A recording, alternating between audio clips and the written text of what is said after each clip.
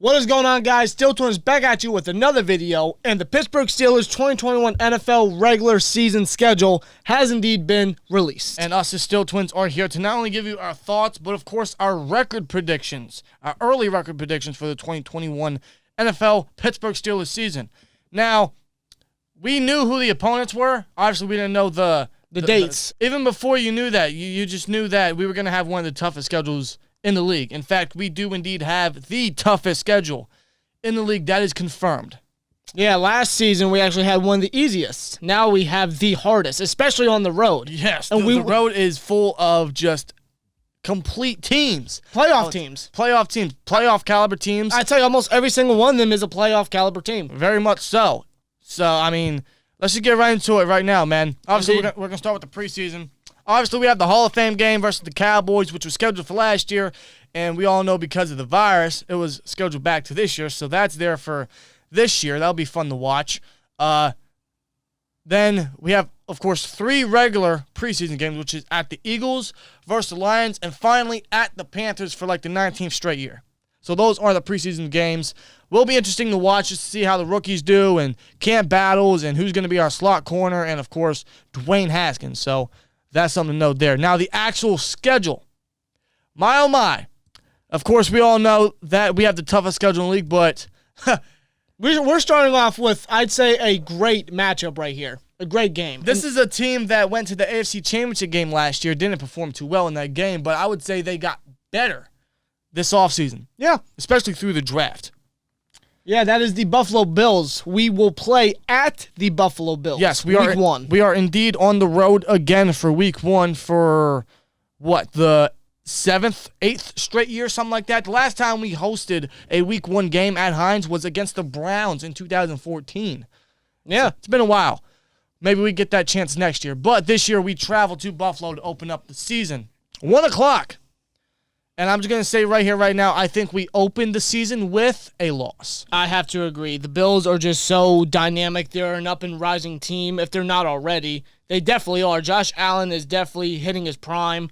Stephon Diggs and him are just a dynamic duo. Well, that receiving core alone, they got Diggs, who led the season in receptions and receiving yards last year. Then they picked up Emmanuel Sanders, former Steeler. Don't forget probably one of the best slot receivers in the league, Cole Beasley. And we don't even have a number 1 slot corner right now, so that'll be a big matchup to watch for. Yeah. Now they can't run the ball, sure, but all you need is Josh Allen. Right, but they have incredible weapons in the receiving game, and it's shown Josh Allen can throw the ball. Exactly, and that defense of theirs is definitely up and rising too.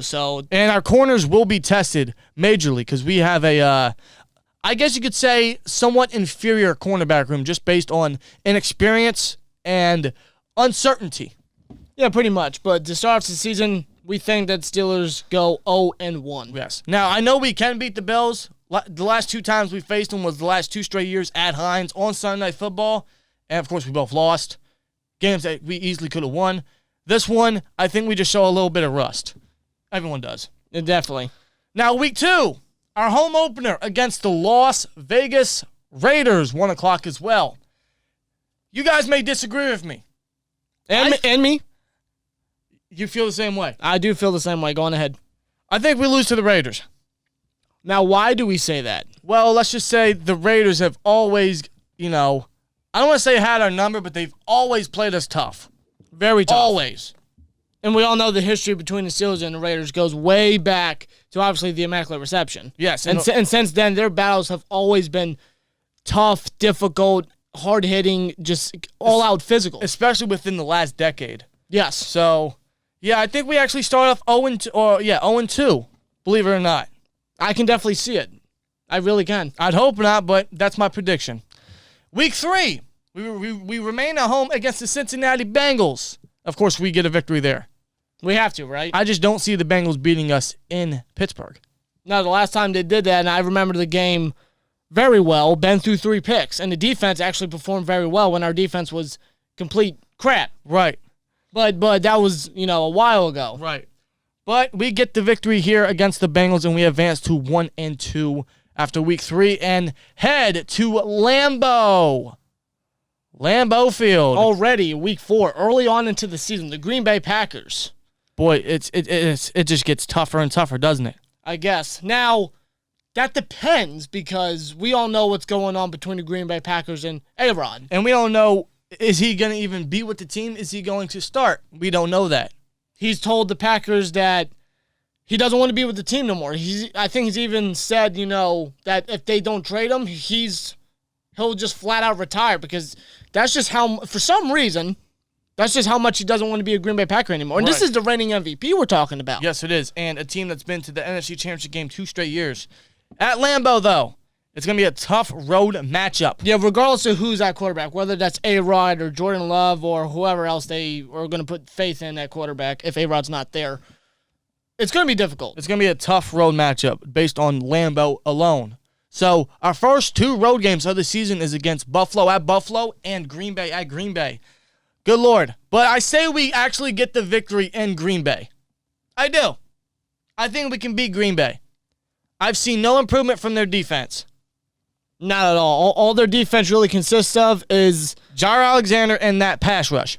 Pretty much. Now, they picked up Eric Stokes in the first round, but he's still uncertain because he hasn't seen those snaps yet. Yeah, and they kept Kevin King after an awful performance in the NFC Championship game against the Bucs. Right. But I think we have a receiving core that can definitely expose or make plays on that Packers secondary that was exploited against the Buccaneers in the championship game. Yeah, we all know who our receiving core consists of. It's arguably one of the best in the league. Very young, very talented, and I think they can definitely hold their own against Green Bay secondary. We will definitely have a tough defensive matchup, though. If A-Rod is playing, don't forget Aaron Jones, and of course, probably one of the best, maybe even top 3 receiver in the league is Devontae Adams. That'll be a fun matchup. Can't wait for that one. Indeed. To open up October. But I can see a win here in Green Bay. I can. Week 5, we travel back home at 1 o'clock against the Denver Broncos.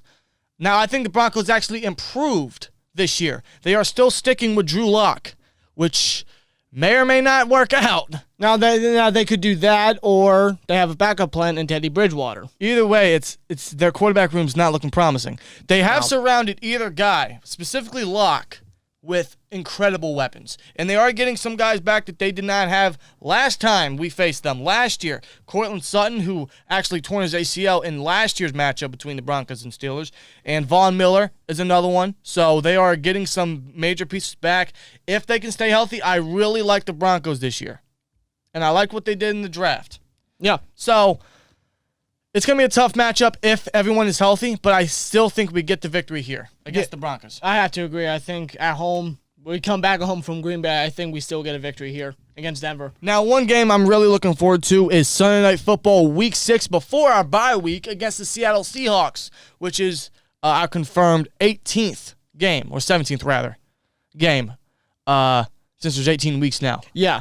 The Seattle Seahawks, we all know what consists of them. Russell Wilson, what's the running back name? Oh, Chris Carson, yeah, and you got the receiving core, DK Metcalf, Tyler Lockett, and they picked up, I think it was Dwayne Eskridge from Western Michigan in the second round. Yeah.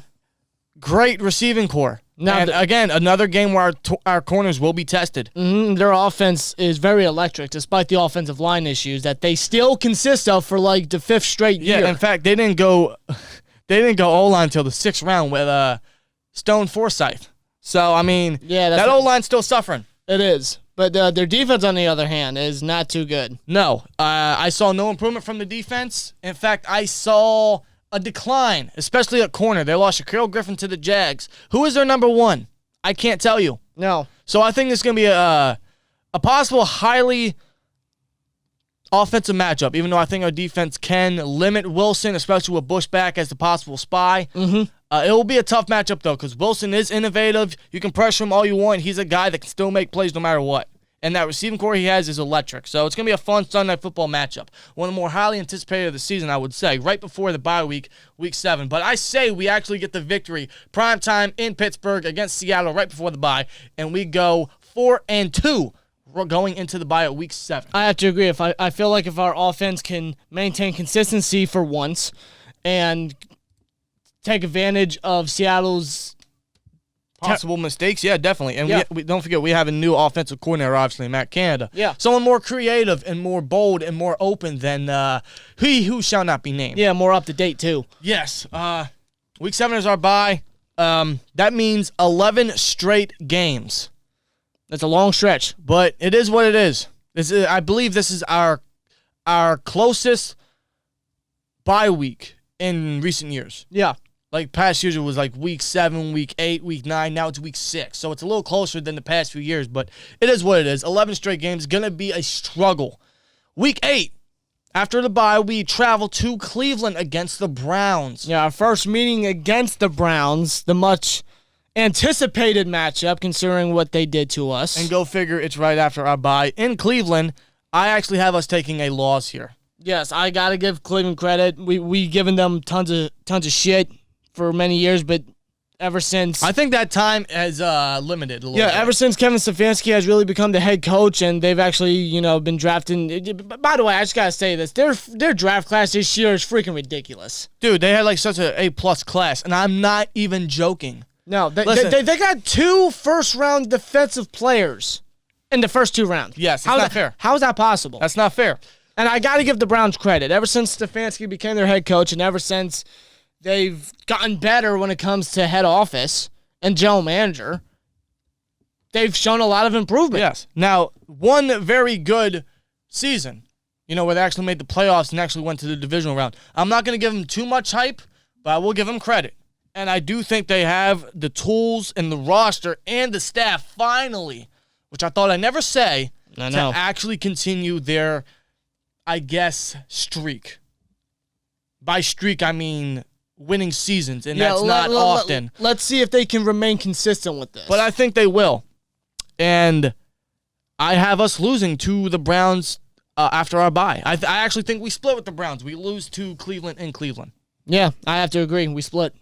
Now, week 9, Monday Night Football against the Chicago Bears. We return home after the bye. Monday Night Football, I don't know who's going to start a quarterback. I would hope it's Fields just because I think it would be fun to see. First of all, it's a much better matchup than seeing a Andy Dalton or a Nick Foles. Now, that'd be tragic. Considering the games in week 9, I can't see either of those two remaining the starter that long. I can't. Me neither. Both guys are just both guys are just not good. For the Bears' sake, I would hope not. But, we'll see what happens. But Monday Night Football at Heinz Field against the Bears, I have us getting the victory. I think it's going to be a highly defensive bout. Yeah. But I think we do have tools on our offense to make more plays on their defense than they have tools on their offense to make plays on our defense. Oh, without a doubt. Without a doubt. I definitely see us getting a victory right here. And let's not forget, Matt Nagy is once again calling the plays for the Bears, which is just going to be very limited for the Bears. So, good luck. Yeah, and the Steelers defense takes advantage of that and pressures the quarterback and creates turnovers. I mean, that just pretty much checks out for a win, if you ask me. Yes. On paper, it looks like the Bears could be seeing a lot of time on the field defensively. Yeah. So, we got to take advantage if that's the case. Week 10, we remain home against another NFC North team, the Detroit Lions, 1 o'clock. I think we get the victory here. The Lions are just uncertain to me. First of all, they traded for Goff. They have no wide receivers. They have a new head coach, which we have yet to see what he's made of. Yeah, Dan Campbell. And honestly, offensively, that's about it. I mean, they have DeAndre Swift and Jamal Williams in the backfield. They'll be good. But with our rushing defense, which I think will still be pretty stellar, and we force Goff to throw the ball to I don't know who, and the way we can pressure the quarterback and how Goff acts under pressure, I mean, I kind of like our odds. Definitely. And for the Lions defense, who the hell do they have outside of maybe Trey Flowers? I can't tell you. Jeff Okudah. Second year. Second year, yeah, because last year he was plagued with injuries, so I can see him getting a big jump here, possibly. But I think they picked up... Nonetheless, I don't see much from the Lions, if I'm going to be completely honest. And if Goff has no targets like he had in L.A., then I can't see Goff really doing much at all. Right. I can't. Week 11, Sunday Night Football. We travel to Los Angeles, which actually should be just another home game because anywhere Steeler Nation goes, especially in L.A. or San Diego, wherever the Chargers are present, Steelers Nation takes over. So Indeed. You could consider this another home game, but we travel to Los Angeles nonetheless. Sunday Night Football against the Chargers. I'm looking forward to this to see how Herbert's going to do against our defense. Herbert is on the rise. He's going to be one of the best quarterbacks in the league in a few years. And I like the direction the Chargers are taking. They finally got rid of Anthony Lynn. They picked up that new head coach. Can't remember his name, excuse me. But if that defense can stay healthy, specifically that secondary, I like the Chargers' odds this year. Definitely. Justin Herbert has definitely given the Chargers a new lease on life, in which Phillip Rivers hasn't done in a very long time. Right. And Justin Herbert comes right in. He won Offensive Rookie of the Year. Let's not forget, and rightfully so. Let's not forget they boosted up that line. They still have a good rushing game in Austin Eckler. Very good receiving core. Stacked receiving core, rather. Very stacked receiving core. And again, that defense, if they can stay healthy, especially Derwin James, the Chargers could really be something. But I think we get the victory here Sunday Football in L.A. Yeah, definitely.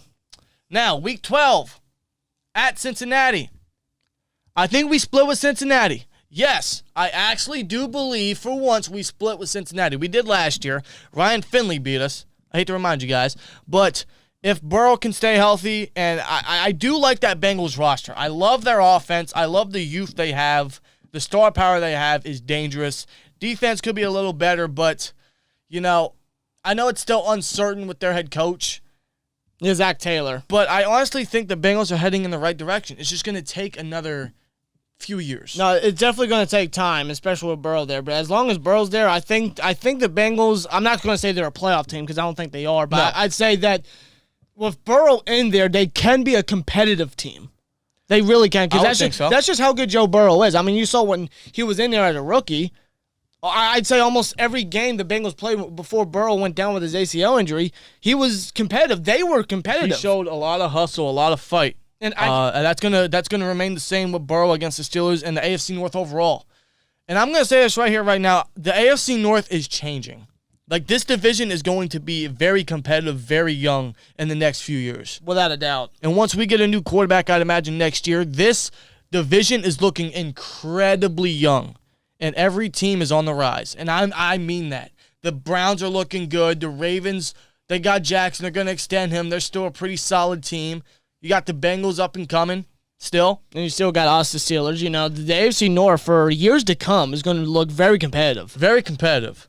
As of right now, I'm going to be honest with you. I think it's the best division in the NFL right now today. You can say so. If not, it will be soon. But I think we split with the Bengals, so we lose here. Yeah, I'd say so, because I can see the Bengals doing it. I know we have a tendency of sweeping them. We really do.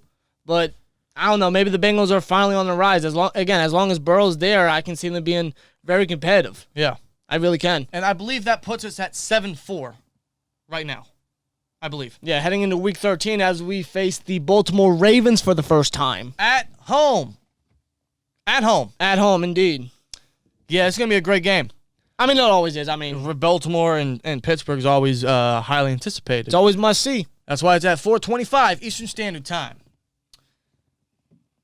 I say we get the W here in Heinz Field against the Ravens. I don't think we lose 2 straight games against the division rivals. No, I definitely can't see it. Especially if we lose to a team like the Bengals, then I know we're gonna want to go back into our territory and beat the piss out of a more competitive division rival in the Baltimore Ravens, with possible AFC North implications. Indeed. So yeah, we get the victory here against Baltimore at Heinz. Our first matchup against Baltimore. I believe that puts us at 8-4.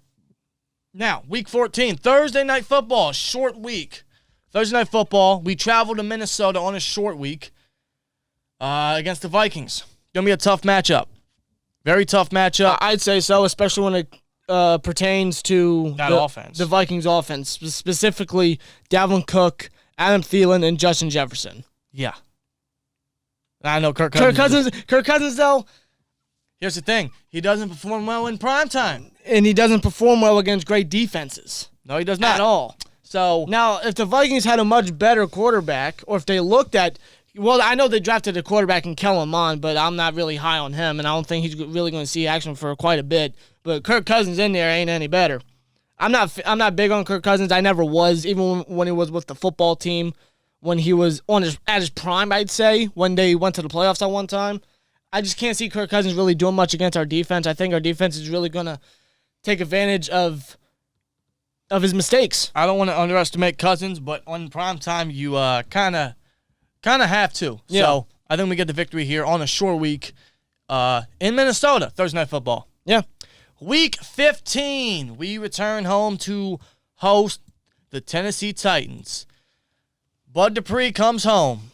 Bud Dupree does indeed come home. Hopefully he's healthy by the time, and I mean that. I really hope he's healthy by the time, and we can actually see him against our O-line. I think that'll be a fun matchup there.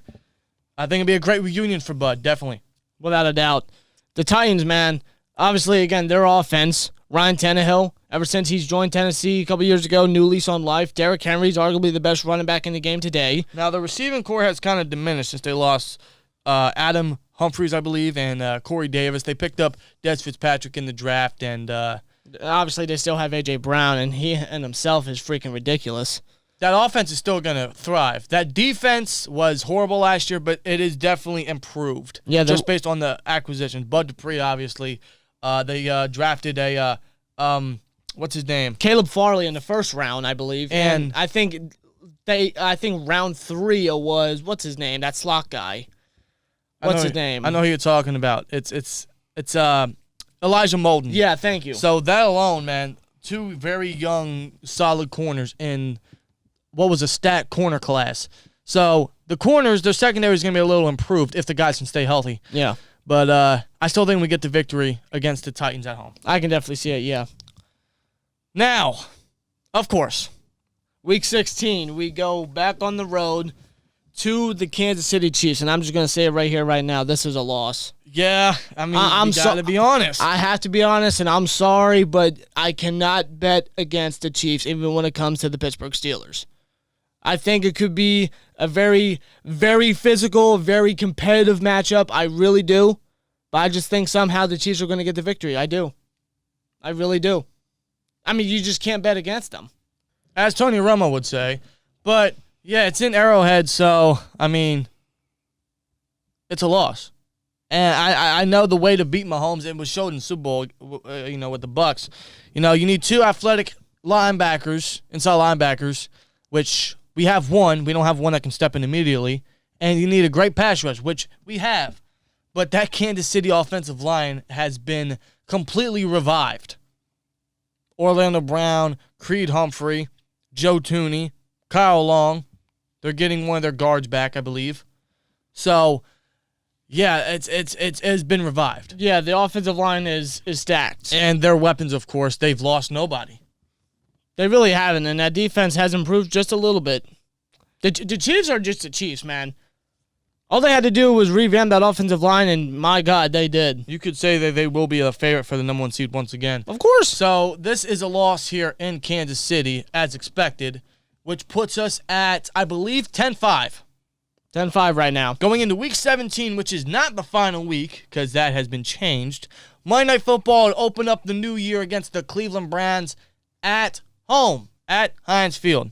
And I gotta say, we get revenge at Heinz. Monday Night Football. Yeah, we split with the Browns. Yeah, we do. We split with the Browns. Right here, I can see us losing to Cleveland in Cleveland. I can see us getting the win back here at Heinz in Pittsburgh. Yeah. And I know Ben losing to both Ohio teams in Ohio doesn't sound right because he usually owns them in Ohio. But again, this is a different AFC North, man. Now to close out the regular season, Week 18, which is something we're gonna have to get used to.